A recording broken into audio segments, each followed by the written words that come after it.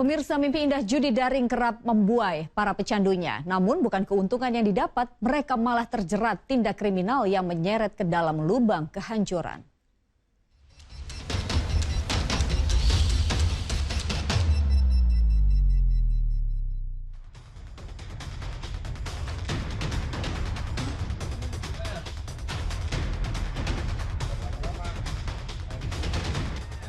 Marak tindak kriminal bermunculan akibat jerat maut judi daring. Bahkan diantaranya adalah pembunuhan. Seperti yang terjadi di Pangkal Pinang, Bangka Belitung. Pria pimpinan redaksi salah satu media daring tewas dibunuh dua pekerja kebunnya di kawasan Kelurahan Air Kelapa 7, Kota Pangkal Pinang. Jenazah pria berusia 47 tahun itu dibuang tersangka ke dalam sumur. Dari penangkapan polisi, kedua tersangka tega bertindak sadis karena kecanduan judi daring. Mobil serta sejumlah barang berharga dibawa kabur tersangka untuk dijual. Jadi yang bersangkutan, apa istilahnya, tercandu oleh judi online. Candu judi online, berpikir bagaimana cara mendapatkan uang secara cepat. Sasarannya adalah mobil korban.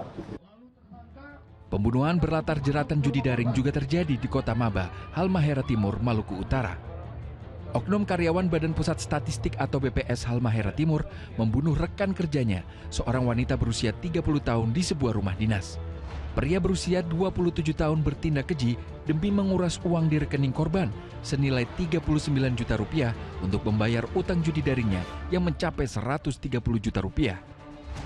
Sementara itu di Ciamis, Jawa Barat, pria bersama istrinya yang tengah hamil tua ditangkap polisi karena mencuri sejumlah barang berharga milik kenalan mereka. Aksi jahat didalangi pria dengan memanfaatkan istrinya untuk merayu korban dengan kisah pilu rumah tangga. Selain untuk keperluan melahirkan, hasil kejahatan digunakan untuk judi daring suami. Dari catatan Pusat Pelaporan dan Analisis Transaksi Keuangan atau PPATK, di 6 bulan pertama tahun 2025, terdapat 3,1 juta orang bermain judi daring di Indonesia. 80% diantaranya adalah kalangan berpendapatan di bawah 5 juta rupiah per bulan. 55% pemain judi daring berusia di antara 30 tahun hingga 50 tahun.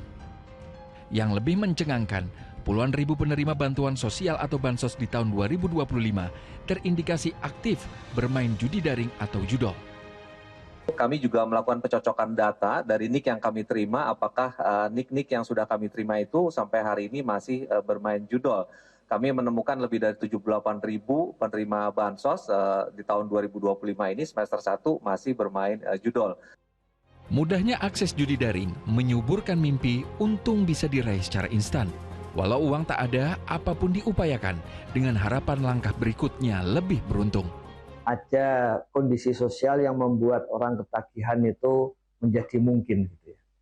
Yang pertama, kalau kita lihat judi online sendiri belum sepenuhnya bisa diberantas gitu. Kemudian yang berikutnya kondisi keuangan yang tidak memungkinkan. Jadi kondisi keuangan yang sulit.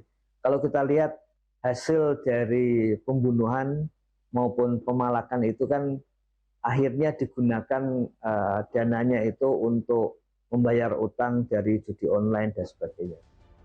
Agar tak terjerat cengkraman judi daring, individu diminta tidak bersentuhan dengan permainan haram itu. Tidak ada cara lain kecuali memang menghindar sama sekali dari judi online. Kemudian jangan coba-coba begitu, karena ini kemudian akan membentuk rasa ketagihan di dalam otak kita gitu. Jadi memang harus dijauhi, jangan sampai ikut serta, jangan sampai coba-coba.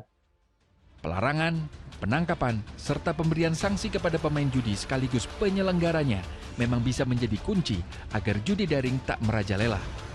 Tapi yang terpenting, jangan iseng mencoba, karena bila sudah terjerat judi, alamat derita akan mendera. Tim Liputan melaporkan.